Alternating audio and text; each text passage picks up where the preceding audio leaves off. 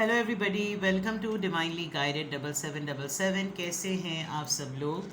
मैं आ गई हूँ एक और फ्रेश रीडिंग के साथ। और आज की रीडिंग में जनाब मैं चेक करूँगी, ये मैंने बहुत अरसे पहले भी एक रीडिंग की थी जो कि गाइडेंस पर, ट्रांसफॉर्मेशन पर, उस पर थी। और अब मैं दोबारा ये टॉपिक कर रही हूँ कि क्या हील होना बाकी है आपकी पर्सनालिटी में। अभी अगर ट्रांसफॉर्मेशन नहीं हुई तो कौन सी ऐसी बातें हैं जो अभी तक उनके ज़ख़म ताज़ा हैं, कौन सी ऐसी चीज़ है जो अभी तक फ़िक्स नहीं हुई है और आप उसको पहचान नहीं पा रहे, आप उसको आइडेंटिफाई नहीं कर पा रहे हैं। तो ये आपकी पूरी पर्सनालिटी से रिलेटेड, आपके उन एरियाज से रिलेटेड होगी जिनका भी फ़िक्स होना अभी भी बाकी है। तो क्या हील होना बाकी है, ये मैंने पहले भी की थी और बहुत ही ड्रामेटिक रीडिंग हो गई थी। बिकॉज़ जो चीज़ें खुलकर सामने आती हैं, हज़ारों की तादाद में लोग हैं, तो हज़ारों की तादाद में जब लोगों की रीडिंग जो है वो मर्ज होती है, उनकी एनर्जी मिलती है, तो क्या कुछ पता चलता है। और मैं हर मैसेज, हर बात जो है वो रिवील करने की कोशिश करती हूँ, ताकि जिससे जो चीज़ जाकर मिल सके वो पहचान सके कि उसको अपनी पर्सनैलिटी में अभी क्या चीज़ को फ़िक्स करना है, किस चीज़ को अभी उसका ज़ख़म अभी भी ताज़ा है। तो रीडिंग को एंड तक देखिएगा। मैं बहुत कोशिश करूँगी कि मैं आपको उस पॉइंट तक ले जा सकूं जहां पर आप ये जान सकें कि क्या चीज़ आपके अंदर अभी भी हील होना बाकी है। और फिर उसके बाद बहुत सारी ऐसी चीज़ें जो गाइडेंस पे बेस करेंगी और फिर फाइनली हम इसको टैरो से एंड करेंगे। ठीक है, तो देखते हैं जनाब कि क्या हील होना बाकी है। रिगार्डलेस आपकी लाइफ में क्या सिचुएशन है, क्या स्टेज है, क्या फेज़ है, ये रीडिंग सबके लिए ओपन है, टाइमलेस है, जनरल है और कलेक्टिव है। जब कभी भी आपकी नज़र से गुजरेगी ये आपका उस वक्त का मैसेज है। तो मैसेज आपने वही लेना है जो लगे आपको अपनी सिचुएशन से मैच करता हुआ। और टैरो में ये मैसेजेस आए हैं, सब आपने अपने ऊपर इम्पोज नहीं करने और इनकी बेसिस पर कोई भी फाइनल डिसीजन नहीं बनाना। हमेशा आप अपनी प्राइवेट रीडिंग करवाएं। डिस्क्रिप्शन बॉक्स में मेरा नंबर मौजूद है, साथ में मेरे सेकंड चैनल का लिंक भी मौजूद है। दोनों ही चैनल्स पर रीडिंग लेने के लिए मेरा कॉन्टैक्ट नंबर एक ही है। So without any further delay let's see कि क्या हील होना अभी भी बाकी है। लेटिंग गो, सबसे बड़ी बात तो वही आ गई कि कुछ चीज़ें आप अपनी ज़िंदगी से जोड़े हुए हैं, उनको खुद ही नहीं रिलीज़ कर रहे। सोलमेट, पुरानी यादें, पुराना पर्सन, ख़ास तौर पे एक्स, फैमिली एंड ट्राइब। आपकी हो सकता है बहुत ही ऑर्थोडॉक्स बैकग्राउंड हो, कंजर्वेटिव फैमिली बैकग्राउंड हो, आप किसी को पसंद करते हो और कास्ट, बरादरी, नस्ल और रंग नस्ल देखते हुए आपको आपकी फ़ैमिली में कुछ चीज़ों पर रिस्ट्रिक्ट कर दिया गया हो, नहीं ये अलाउ नहीं है, ये बगावत के मामलात हैं। और फैमिली एंड ट्राइब, हमारी नस्लों ने ऐसा कुछ नहीं किया, कुछ ऐसी चीज़ जो हो गई हो, लोगों ने आपको कॉर्नर कर दिया हो, बेदखल कर दिया हो, आपको फैमिली से अलग कर दिया हो, क्योंकि ऐसी चीज़ें सामने आए। उदासी है, किसी बात को लेकर उदासी है जो जुड़ी हुई है आपसे और आप उसको निकाल ही नहीं पा रहे हैं अपने अंदर से। तो ये तो अभी पता करेंगे हम कि ये सारी चीज़ें क्या हैं। टैरो से एक एक चीज़ को मैं क्लैरिफाई करूँगी कि ये जो चीज़ें आपको अभी फ़िक्स करनी है, ये सैडनेस किस वजह से है, किस बात की वजह से ये उदासी है। हाउ टीचेबल यू आर, हो सकता है बहुत गॉड गिफ्टेड पर्सन हो, लेकिन आपको किसी ख़ास इवेंट की वजह से, किसी ख़ास बात की वजह से आपसे वो चीज़, वो स्किल, वो आदत, वो टैलेंट आपसे जो है वो छीन लिया गया हो। कि शायद आप किसी को उस बात की वजह से मान कर सकते हैं, पस्त कर सकते हैं, किसी को शिकस्त दे सकते हैं, तो वो चीज़ आपसे छीन ली गई हो। बिकॉज सैडनेस के फ़ौरन बाद ये आ रहा है कि हाउ टीचेबल आर यू, कितने केपेबल हैं आप कितना सीख सकते हैं, कितना सिखा सकते हैं, कितना आपके अंदर सलाहियत है कि आप अपने आप को जो है वो टीचेबल बना सकें।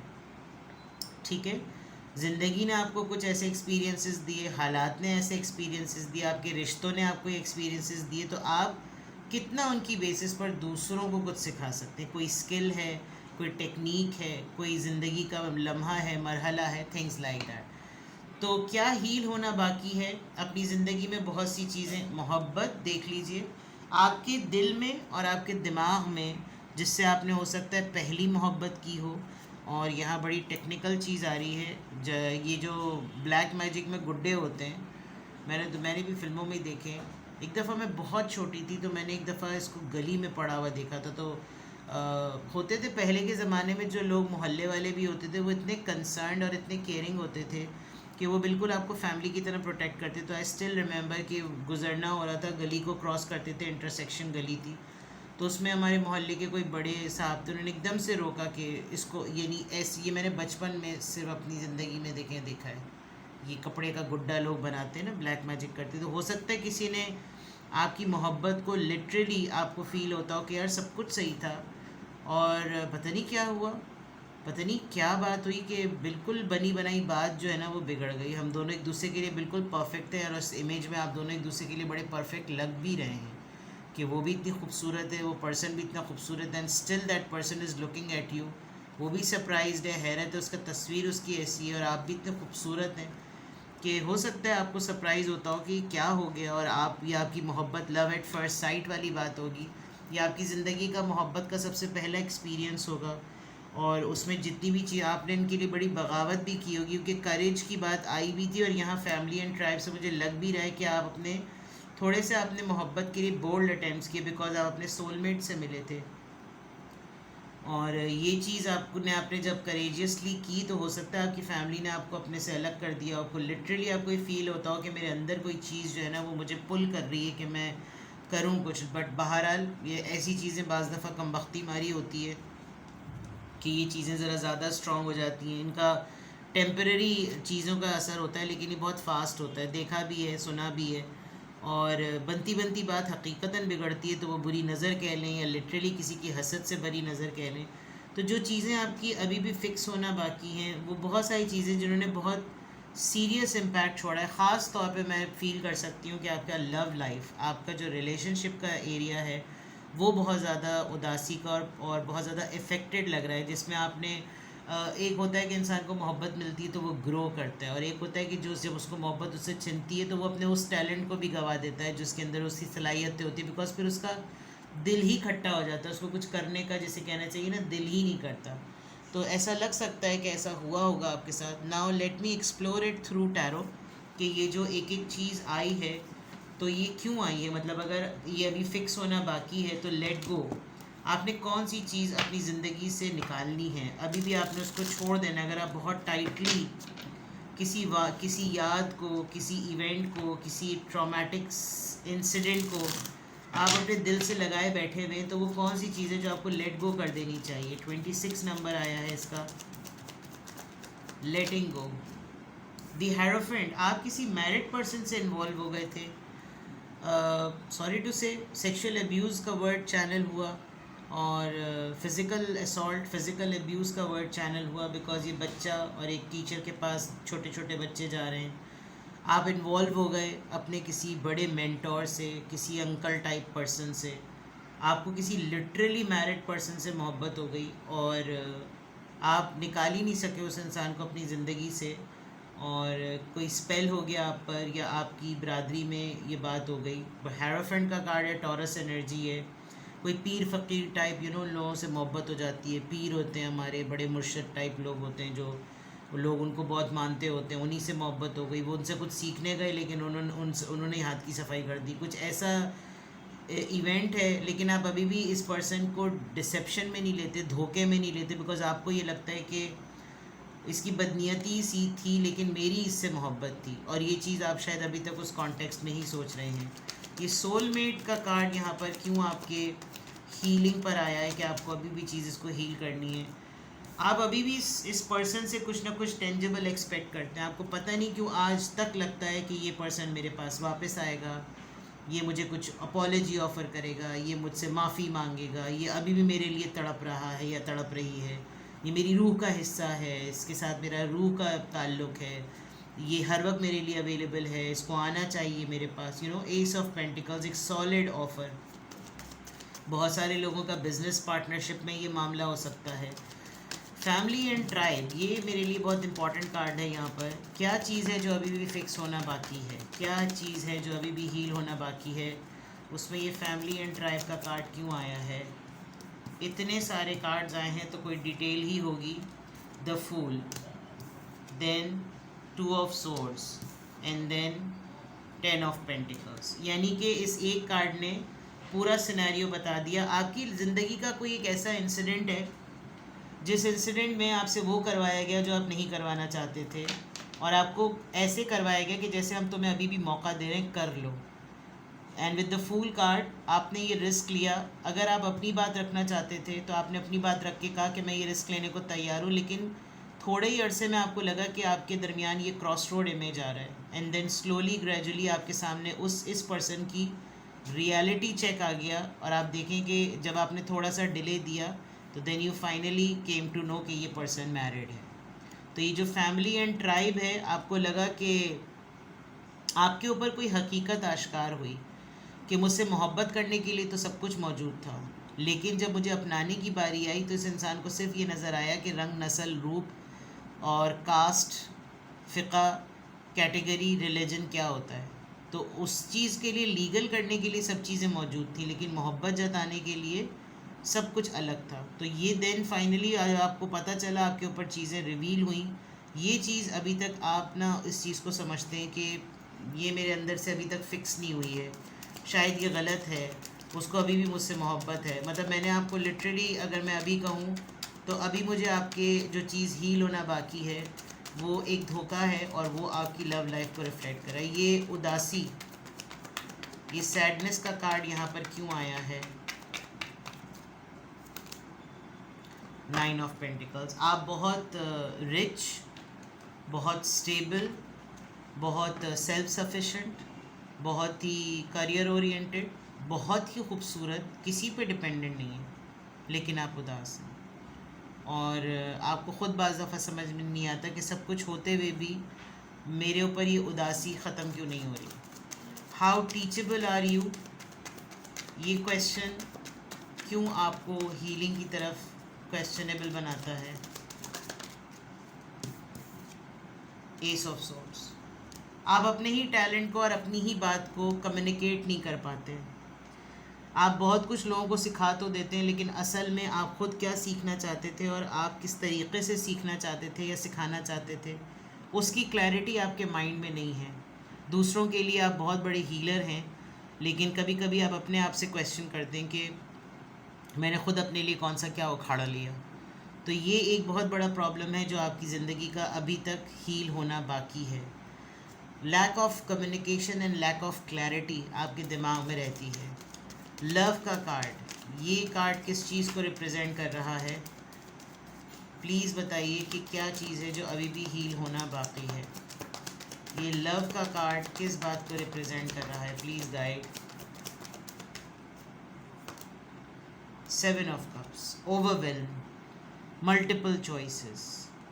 जब कभी भी आपके और आपके पर्सन के दरमियान एक्स हैं, कुछ और हो गए, जो भी हो गए, चॉइसेस में चले जाते हैं आप लोग।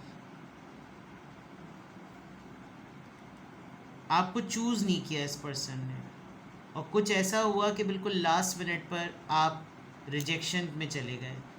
Cancer, Scorpio, Pisces, Libra, Gemini, Aquarius, taurus, Virgo, Capricorn, Libra, Gemini, Aquarius, Aries, taurus, Virgo, Capricorn and taurus. बहुत ही मटीरियलिस्टिक, बड़ा कोई रिच पर्सन होगा ये, जिसके साथ आपका ये मामला फ़िक्स हुआ होगा, एंड ग्रेजुअली आपको पता चला होगा कि आप डिसेप्शन फेज़ में आ गए। तो क्या हील होना बाकी है? अभी तो क्लियरली ये लग रहा है टैरो से कि आपकी लव लाइफ में कुछ मामला हील होना बाकी हैं। आप बहुत इंडिपेंडेंट हो चुके हैं, बहुत सेट हो चुके हैं, लेकिन अभी तक आपके वो ज़ख़म फ़िक्स नहीं हुए। कभी कभी आप सोचते हैं नहीं वो शख्स बुरा नहीं था, फिर आप कहते हैं नहीं, ये जब बात मुझे पता चली तो ये तो नहीं होनी चाहिए थी, ये उसने मुझे क्यों छुपाई। चॉइसेस होती हैं तो होनी चाहिए थी, मुझे सेलेक्ट करना चाहिए था, मुझे क्यों उसने टाल के रखा, क्यों मेरी और इसकी वाइब्स मिली, क्यों इसने मेरे लिए स्टैंड नहीं लिया, क्यों ये मेरे लिए आखिरी वक्त तक खड़ा नहीं रहा या खड़ी नहीं रही। ये इस तरह की बात है, ठीक है।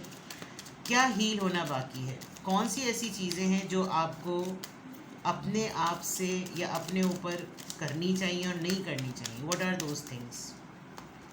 You got a feeling just can't shake. आपका थोड़ा सा कॉन्फिडेंस लेवल शेक हुआ है। कोई ऐसी बात जिसको आप ना झंझोड़ सकते, ना आप हिला सकते, ना आप फिक्स कर सकते हैं, वो क्या है चीज़? That little voice inside, listen to that thing. ये तकलीफ़ देखें ना, मैं कह रही हूँ ना, वो तकलीफ़ है आपकी, वो तकलीफ़ आपको अपने अंदर से निकालनी है। आपने उसको लेट गो करना है। आपने हकीकत को, मैं अगर कहूँ ना, आप हकीकत का अभी भी सामना नहीं कर रहे हैं, आप अभी भी एक डे ड्रीमिंग में हैं। You need a big F हग।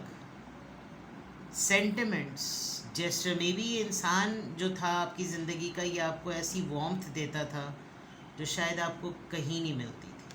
क्यों? स्क्वीज़, कोई कस के आपको ना, कोई ऐसे आपको गले लगा ले जैसे पेरेंट्स लगाते हैं कि, और hugging is a therapy, you know, oxytocin वाली बात जो होती है, तो it is very very important. You need to go for it, otherwise आप कभी भी हील नहीं होंगे। मासूम बच्चे, उनको गले लगाएं, ठीक है। You are being shady, okay, ये तो खैर लग भी रहा था। Watch out. जिस चीज़ को आप जितनी जल्दी मान लेना कि उसकी क्या हकीकत है, वो उतना आपके लिए आसान हो जाएगा। लेकिन जितना आप टाइम लगाएंगे, आप जितना ध्यान नहीं देंगे, आप एक उसमें रहेंगे, एक दूसरी दुनिया में रहेंगे, तो वो फिर आप कभी भी अपने आप को हील नहीं कर सकेंगे, बिकॉज आपका वो फैंटेसी मोड कभी ख़त्म ही नहीं होगा। आपको लगेगा अभी भी वक्त वैसा ही चल रहा है, आप अभी भी उसी एज में हैं, वो पर्सन वही मौजूद है, लेकिन जो हकीकत है वो बहुत मुख्तलिफ है।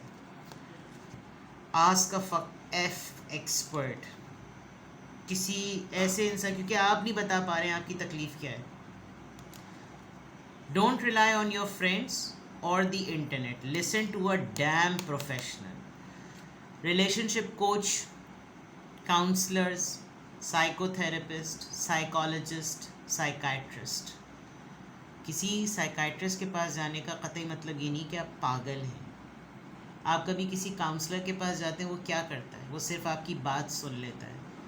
You know, you just speak your heart out, आप सिर्फ अपने दिल की बात कर लेते हैं।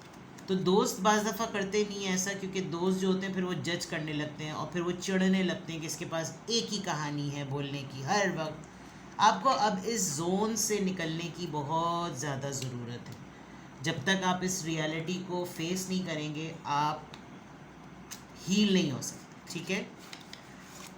चलिए, नाउ कोई कुछ ऐसी अफर्मेशंस जो आपको अभी बहुत ज़्यादा ज़रूरत है अपने आप को कहने के लिए, ताकि आप अपने आप को फिक्स कर सकें, ताकि आप अपने आप को ठीक कर सकें, ताकि आप अपने आप को हील कर सकें।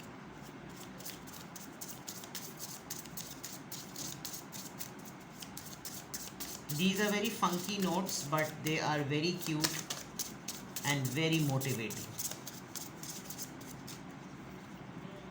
Be a natural beauty. ये जो 9 ऑफ पेंटिकल्स आया है, आर्टिफिशियल चीज़ों की तरफ मत जाएं, नेचर से मोहब्बत करें। जो आपकी शख्सियत है, जैसे आप हैं, शेडी ना हो, ठीक है। Your entire body is precious, so choose personal care products that reflect your consciousness and commitment to self care. जैसे ये होता है ना, देखिए, say no to toxins and yes to the healthiest ingredients possible. You deserve to look and feel great, and you are worth the effort. Be a natural beauty. Organic mask, artificial ना लगाएं, natural organic mask बनाएं। Intake, healthy intake ऐसा करें, nature के करीब हों, सुबह उठें, वॉक करें, नेचर से एक्सपोज हों। This you what you really need to do, because दुनिया में जो चीज़ें आपकी नेचर ले लेती है, वो नेचर ही से एक्सपोज होकर आपकी हील होंगी। आपको नेचुरल रहना है in terms of your talent as well, in terms of your intake as well, and in terms of your beauty as well. Tell the truth, सच बोलें, अपने आप से भी सच बोलें, ठीक है। कम्युनिकेट विद इंटेग्रिटी, हौसले से बात करें, गैरत बंदाना, बुज़दिलाना तरीके से बात ना करें। You may need to level with someone, this person could even by you be you. Are you saying you are fine? when you don't mean it? Are you swallowing your needs because you don't want to rock the boat? यानी कि आप कुछ चीज़ें जो है ना वो short term discomfort के लिए कर रहे हैं, तो आपने अपने आप से तो कम से कम सच बोलना है। जिस चीज़ में आप कंफर्टेबल नहीं है बोलें, एक्सप्रेस इट। ठीक है, तो क्या आपने किस चीज़ ने आपकी हील होना है? इवन जिस इंसान के साथ आपके ये मामलात हुए हैं, टॉक टू दैट पर्सन और मामला ख़त्म कर दो।